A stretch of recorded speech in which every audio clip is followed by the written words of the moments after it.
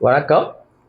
இந்த பதிவை வந்து ஒரு 2, 3 பகுதியா போடலாம் அப்படின்னு என்னுடைய ஒரு எண்ணம். ஏன்னா, ஒரு ஒரு பகுதியும் வந்து ஒரு 2, 3 நிமிஷத்துக்கு மேல போட்டா அத கேட்கறதுக்கோ, இல்ல வந்து பார்க்கறதுக்கோ வந்து டைம் இருக்கிறது இல்ல.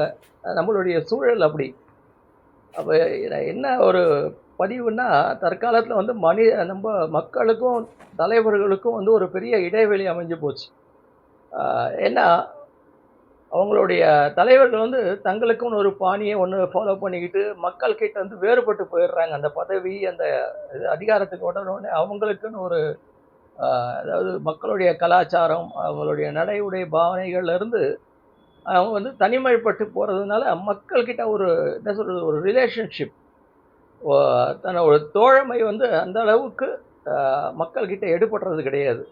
மக்கள் என்ன சொல்றாங்கன்னா, அவங்க வந்து ஒரு பெரிய இடத்துல வச்சு, நம்ம கிட்ட இருந்து அவங்க ரொம்ப தூரத்துல இருக்கிற மாரி, அப்படின்ற மாரி ஒரு கருத்து வந்து போகுது அவங்களுக்கு.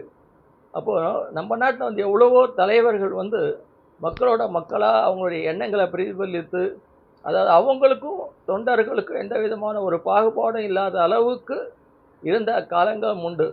இப்ப நெறைய தலைவர்கள். அதுல வந்து ஒரு தலைவர நம்ம எடுத்துக்கிட்டோம்னா, காமராஜர். காமராஜர் வந்து எந்த அளவுக்கு எளிமையானவர், மக்களோட மக்களா பழகுனவர் அப்படின்னு எல்லாருக்குமே தெரியும். அவருடைய இறப்புக்கு பின்னாடி அ அவருடைய லைப்ரரிய சுத்தி பார்க்கறதுக்கு ஒரு 2 பேர். ஏன்னா காமராஜர் இருக்கிற வரைக்கும், இந்த மேல போகக்கூடிய வந்து ஆட்கள் ரொம்ப ரொம்ப கம்மி. அப்போ அவருடைய இறப்புக்கு பின்னாடி, அவருடைய உதவியாளர்கள் அவங்க வேண்டியவங்க மாடியில போய் பார்க்குறாங்க. மாடியில வந்து ஒரு பெரிய கலெக்ஷன்ஸ், புக்கு கலெக்ஷன். அதுல வந்து நெறைய ஆங்கில புத்தகங்கள். அத பார்த்த உடனே ஒருத்தர் கேட்குறாரு, இந்த காமராஜர் இருக்கிற வரைக்கும் நான் வந்து அவர ஆங்கிலத்தில பேசி நான் பார்த்ததே கிடையாதே. இந்த புக்லாம் என்ன ஒரு ஹாபிக்கோசரம் வாங்கி வச்சிருக்காரோ? அப்படின்னோனே இன்னொருத்தர் சொல்றாரு, எனக்கும் இந்த டவுட் வந்தது. நான் ஐயா கிட்ட கேட்டேன். அப்போ அவர் என்ன சொன்னாருன்னா, எனக்கு ஆங்கிலம் பேச தெரியும். ஆனா, நான் ஆங்கிலத்தில பேச வந்து முன் வந்ததே கிடையாது.